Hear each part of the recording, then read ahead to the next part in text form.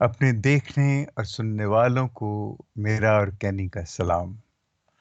ہم آپ کو باپ اور بیٹے اور روح القدس کے نام میں خوش آمدید کہتے ہیں، اور آج کلیسیائی کیلنڈر کا 15واں عام اتوار ہے، اور یہ اس کا سال تیسرا ہے۔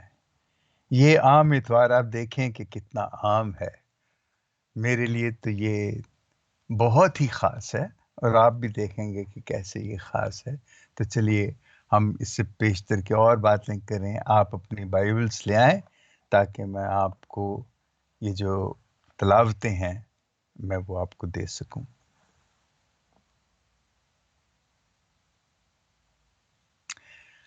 پہلی تلاوت ہے تثنیہ شرع، اس کو استثنا کی کتاب بھی کہتے ہیں، اس کا 30واں باب 10ویں سے 14ویں آیت تک۔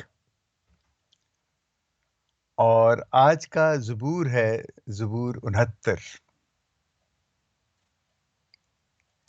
اور دوسری تلاوت ہے پولوس رسول کا خط کلسیوں کے نام، اس کا پہلا باب 15ویں آیت سے لے کے 20ویں آیت تک۔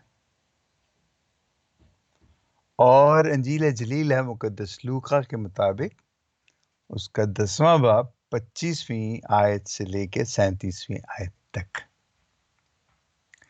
تو میں تھوڑا سا آپ کو بتا دوں کہ یہ جو پہلی تلاوت ہے، یہ جو شریعت کا نچوڑ ہے نا، یہ اس کے حوالے سے ہے۔ اور یہ ہم دیکھیں گے کہ جب ہم انجیل پڑھتے ہیں تو اس میں وہ کیا ہوگا۔ تو پہلے ہم انجیل پڑھ لیں، پھر اس کے بعد میں ان پہ آپ سے تھوڑی بات کروں گا۔ تو آج کی انجیل میں یہ لکھا ہے، اور دیکھو ایک عالم فقہ اٹھا اور یہ کہہ کر اس کی آزمائش کی کہ اے استاد، میں کیا کروں کہ ہمیشہ کی زندگی کا وارث بنوں۔ اس نے اس سے کہا، شریعت میں کیا لکھا ہے، تو کس طرح پڑھتا ہے؟ اس نے جواب میں کہا، تو اپنے خدا کو اپنے سارے دل سے، اپنی ساری جان سے، اپنی ساری طاقت سے اور اپنی ساری عقل سے اپنے ہمسائے کو اپنی مانند پیار کر۔ اس نے اس سے کہا، تو نے ٹھیک جواب دیا ہے، یہی کر تو تو جیے گا۔ مگر اس نے یہ چاہ کر کہ اپنے آپ کو راست باز ٹھہرائے، یسوع سے کہا، میرا ہمسایہ کون ہے؟ اس پر یسوع نے کہا کہ ایک شخص یروشلم سے یریحو کو جا رہا تھا کہ وہ ڈاکوؤں میں جا پڑا، جنہوں نے اسے لوٹ کر زخمی کیا اور ادھموا چھوڑ کر چلے گئے۔ اتفاقاً ایک کاہن اس راہ سے گزرا اور اسے دیکھا اور کترا کر چلا گیا۔ اسی طرح ایک لاوی نے بھی اس جگہ آ کر اسے دیکھا اور کترا کر چلا گیا۔ اور پھر ایک سامری مسافر سفر کرتے کرتے وہاں نکلا اور اسے دیکھ کر ترس کھایا۔ پاس جا کر اس کے زخموں کو تیل اور مے لگا کر باندھا اور اپنے جانور پر بٹھا کر سرائے میں لے گیا اور اس کی خبر گیری کی۔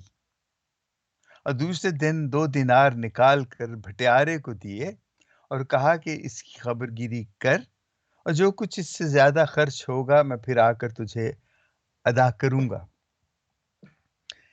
اب ان تینوں میں سے اس کا جو ڈاکو میں جا پڑا تھا، تو کسے ہمسایہ سمجھتا ہے؟ اس نے کہا، اسے جس نے اس پر رحم کیا۔ تب یسوع نے اس سے کہا، جا، تو بھی ایسا ہی کر۔ انجیل جلیل کے وسیلے سے ہماری خطائیں معاف کی جائیں۔ اے مسیح، تیری ستائش ہو۔ مجھے ساری تلاوت میں جو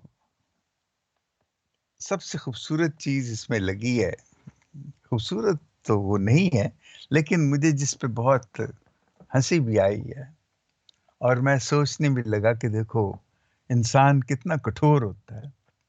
جب اسے یسوع نے کہا کہ تو ان میں سے کس کو اپنا ہمسایہ سمجھتا ہے، تو اس نے کہا، اسے جس نے اس پر رحم کیا وہ یہ نہیں کہہ سکتا تھا، حالانکہ یسوع نے خاص بتایا تھا کہ وہ ایک سامری تھا جس نے اس کی، لیکن یہ جو عالم فقہ ہے، یہ اس چیز سے گریز کرتا ہے کہ کہے کہ وہ سامری، کیونکہ یہ بات ہمارے سمجھنے کی ہے کہ سامریوں اور یہودیوں میں بہت نفرت کی بہت بڑی خلیج حائل تھی ان کے درمیان، اور وہ ایک دوسرے کو دیکھنا تو کیا، ان کا سایہ پڑنا بھی وہ سمجھتے تھے کہ اگر سامری کا سایہ یہودیوں پہ پڑ گیا تو وہ ناپاک ہو جائیں گے، اور ان سے وہ بڑی نفرت کرتے تھے۔ اور ان کی نفرت کی ایک بڑی وجہ وہ کتنی دفعہ ہم ذکر کر چکے ہیں، اس لیے میں اس میں جانے کی میں ضرورت نہیں سمجھتا کہ یہ جو سامری تھے، یہ دیکھیں کہ یہ جو تمثیل یسوع نے کہی ہے، اصل میں یہ ہم جسے اتنا چھوٹا اور اتنا آسان سمجھتے ہیں، مجھے تو یہ بہت بہت ہی بڑی تمثیل، بہت ہی بڑی تمثیل، بلکہ اس کا تعلق پوری کائنات کے ساتھ ہے، کہ جو ہے نا کہ میرا پڑوسی کون ہے، میرا ہمسایہ کون ہے، جو سوال کرتا ہے، اور یسوع نے یہ تمثیل کہتی، لیکن اس تمثیل سے پہلے اس نے کہا کہ تو شریعت کو کیسے پڑھتا ہے، تو اس نے کہا کہ تو خداوند اپنے خدا سے اپنے سارے دل، اپنی ساری جان، اپنی ساری عقل اور اپنی ساری طاقت سے پیار کر، اور اپنے ہمسائے کو بھی۔ اب ایک طرف یہ ہے کہ تو خدا کو اس طرح پیار کر، دل و جان سے، طاقت سے، عقل سے، اور دوسری طرف کہ اپنے پڑوسی کو اپنی مان۔ اب دیکھیں، خدا کو پیار کرنا اور پڑوسی کو پیار کرنا، پڑوسی کیا ہے اور خدا، خدا جو ہے وہ ہر چیز میں، تمام کائنات خدا نے بنائی ہے، اور جو کچھ اس نے بنایا ہے خدا اس کائنات میں خود نظر آتا ہے، خدا اس میں موجود ہے، اور پڑوسی جو ہے وہ بھی خدا ہی نے بنایا ہے، اور پڑوسی میں بھی خدا ہی ہے۔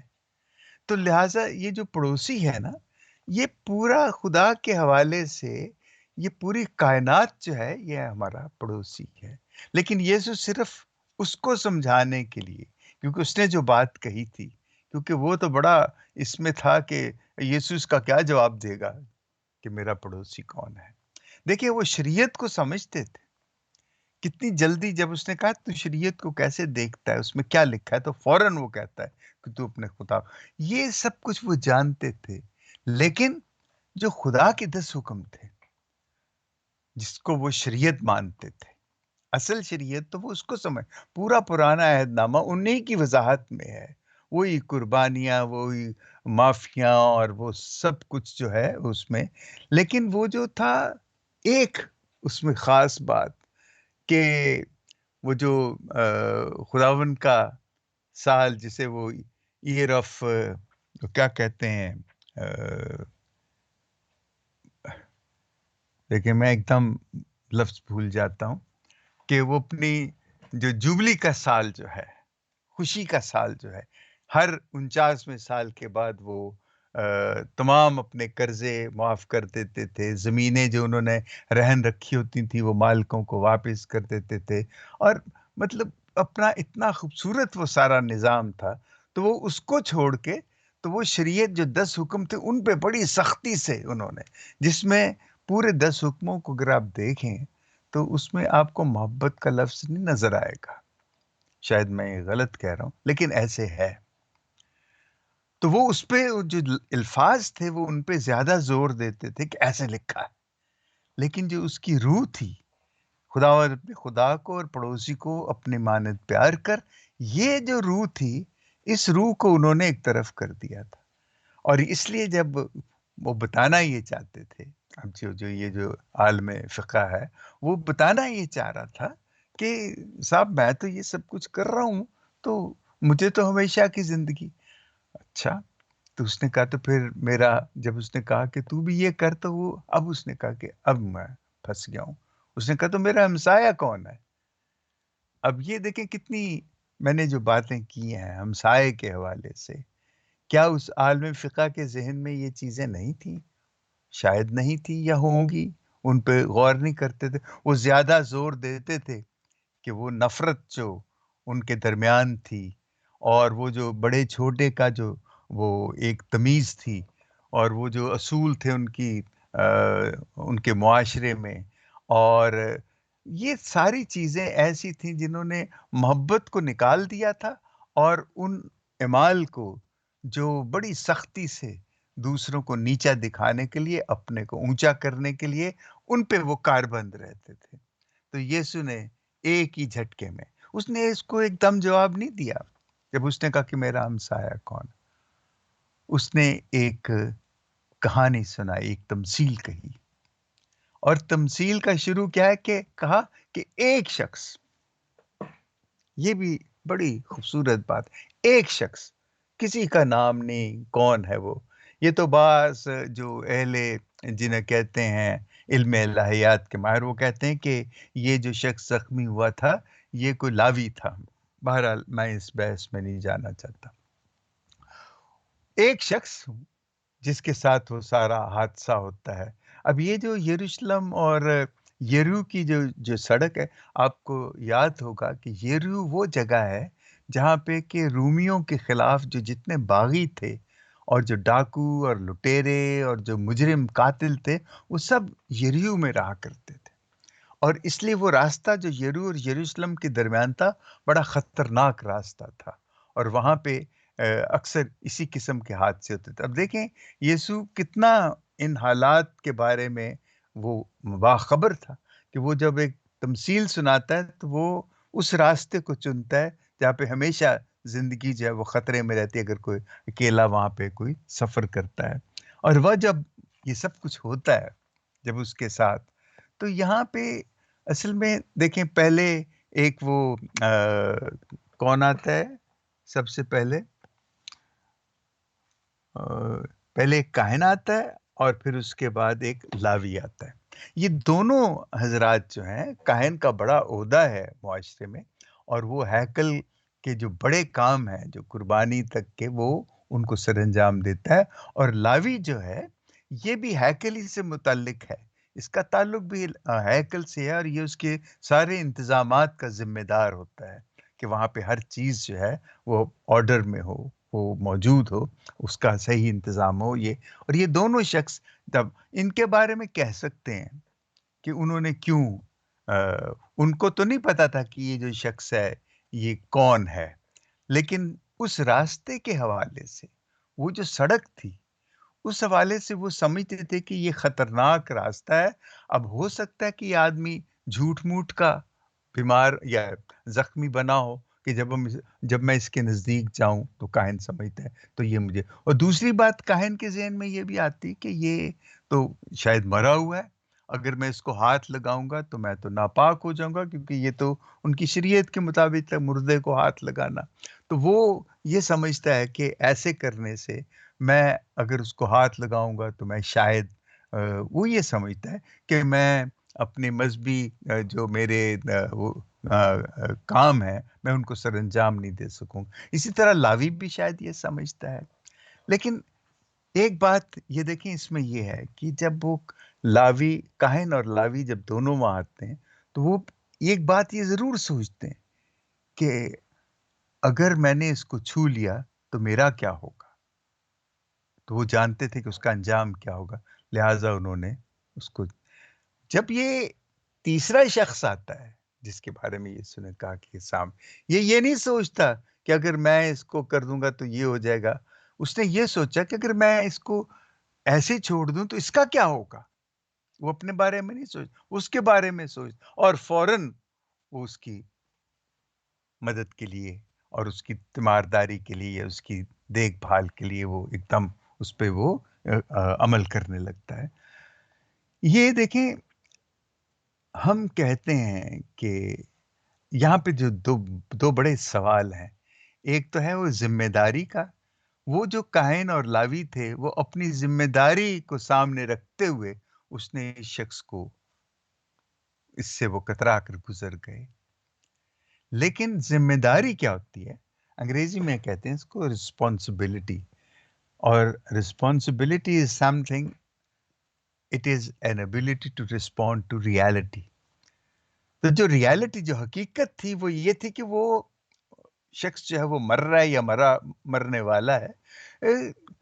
ان کا فرض تھا یہ رسپانسبلٹی، یہ زیادہ ضروری تھی زندگی کو بچانا اپنی ان رسومات کے مقابلے میں.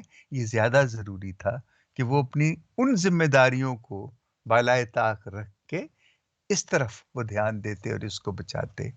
تو ذمہ داری یہ نہیں ہے کہ وہ نیکی کرنے سے آپ کو روکے. یہ ذمہ داری نبھانا درست بات نہیں، یہ غلط فیصلہ ہے. اور اس کے لیے اگر آپ کو کوئی ڈنڈ بھی بھرنا پڑے تو کوئی بات نہیں، وہ آپ برداشت کریں. اس کے بعد یہ ہے کہ مدر ٹریزا ایک بڑی اچھی بات کہتی ہیں. وہ کہتی ہیں کہ خدا نے آپ کو فضل دیا ہے، اور وہ جو فضل ہے وہ ضرور ہے کہ آپ انسانوں کی بھلائی میں بے دریغ خرچ کریں، کیونکہ خدا نے آپ کو بے دریغ دیا ہے اور اس نے کوئی اس پہ قدغن نہیں لگائی، کوئی شرط نہیں لگائی. آپ بھی بلا کسی شرط کے، بلا کسی خوف کے اس فضل کو ایسے ضرورت مند لوگوں کے لیے استعمال کریں. ایک بڑی بڑی خوبصورت بات ہے، میں اسے بہت سمجھتا ہوں.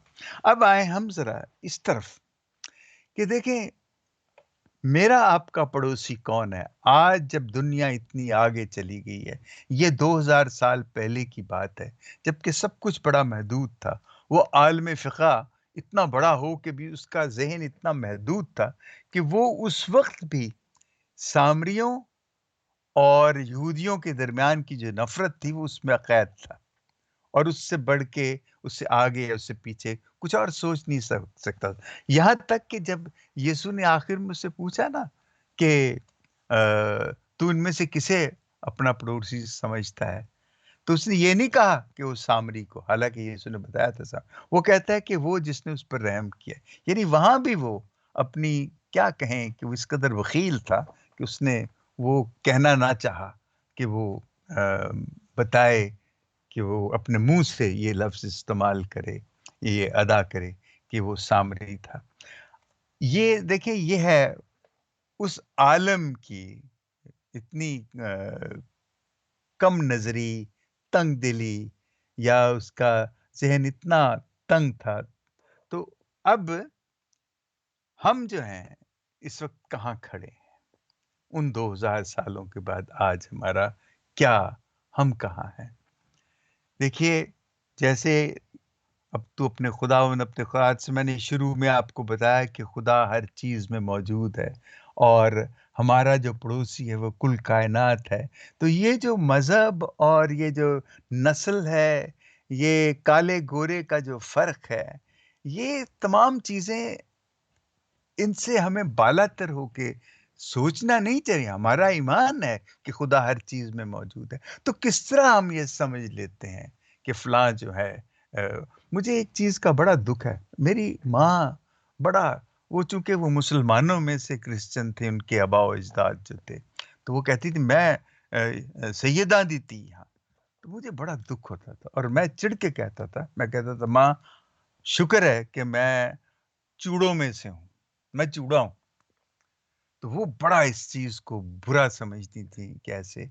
تو میں کہتا ہوں کہ دیکھو مسیح ہونے کے باوجود اگر یہ چیز ہمارے ذہن میں ہے، دوسرے اگر ہمارے بارے میں یا مجھے چوڑا سمجھتے، میں ان کو کچھ نہیں کہوں گا.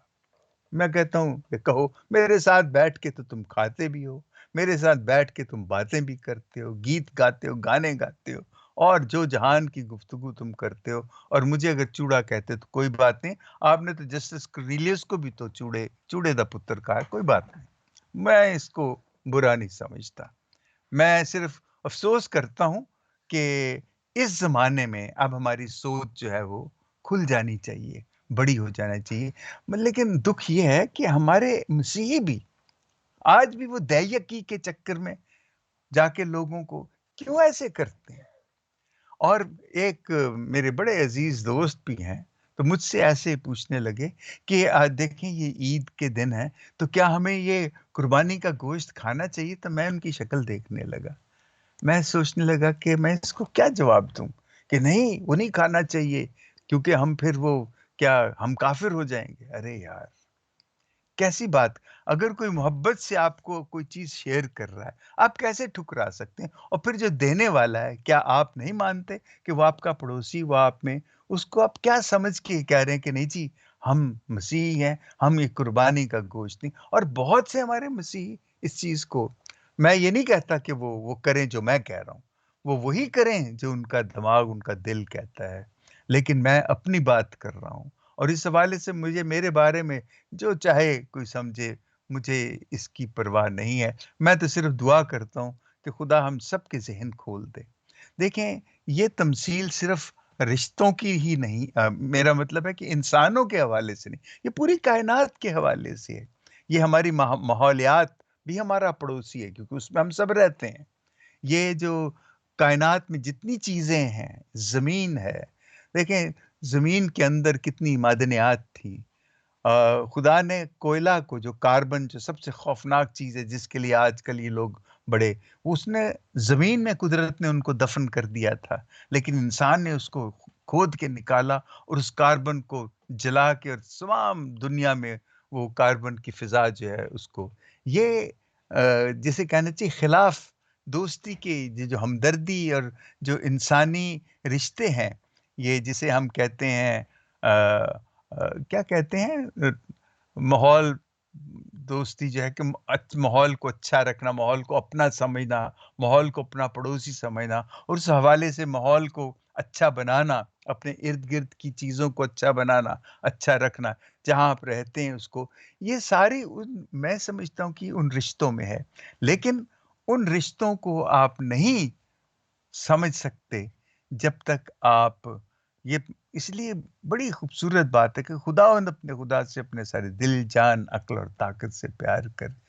یہ خدا کا پیار آپ اسی وقت کر سکتے ہیں کہ جن جن چیزوں میں خدا موجود ہے، کہ آپ ان کا خیال کریں، آپ ان سے پیار کریں، تبھی تو ہم خدا سے پیار کر سکتے۔ اور ہم ہوا میں کہیں خدا ہم تجھے پیار کرتے ہیں، اٹ ہیز نو میننگ، یہ میننگ لیس گفتگو ہے ایسے۔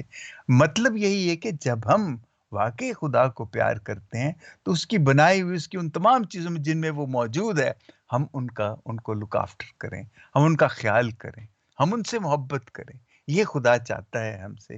اور یہ جو پڑوسی کی آج کی جو تمثیل ہے، یہ تو میں سمجھتا ہوں وہ تمام بیریئر، وہ تمام جو ہم نے حدیں بنائی ہوئی ہیں، وہ جو تمام ہم نے مشکلات کھڑی کی ہوئی ہیں اپنے رشتوں میں، رشتوں کے درمیان، اپنے عزیزوں کے ساتھ، امیر غریب کے ساتھ، پڑھے لکھے اور ان پڑھ کے ساتھ، جاہل اور بڑے عالم کے ساتھ، یہ تمام جو چیزیں ہیں، اور جو مذہبی، سب سے بڑھ کے یہ جو مذہبی تفرقہ ہم نے اپنے میں قائم کیا ہوا ہے، اور اپنے میں اعتقادات پہ اتنی سختی سے کاربند ہیں کہ ہم ایک دوسرے کو دیکھنا پسند نہیں کرتے، ہم یہاں تک کہ قتل کرنے سے بھی گریز نہیں کرتے۔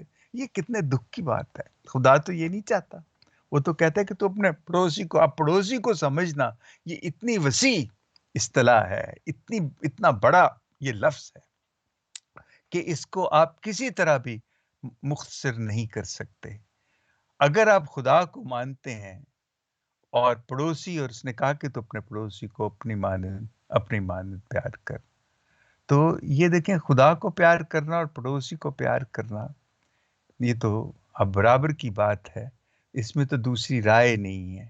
اس لیے میں یہ سوچتا ہوں کہ جو آج کی دوسری تلاوت ہے نا، جہاں پولوس رسول بتاتا ہے کہ یسوع کلیسیا کا سر ہے، اس لیے کہ وہ اس کا بدن ہے، اور اس نے اپنی جان کلیسیا کے لیے، انسانوں کی نسل انسانی کے لیے دی۔ یہ آپ مانیں یا نہ مانیں، مجھے اس سے غرض نہیں ہے۔ مجھے اس سے غرض ہے کہ محبت کی جو مثال اس نے قائم کی ہے، اس کو ماننا، یہ میرے انسان ہونے کا ثبوت ہے۔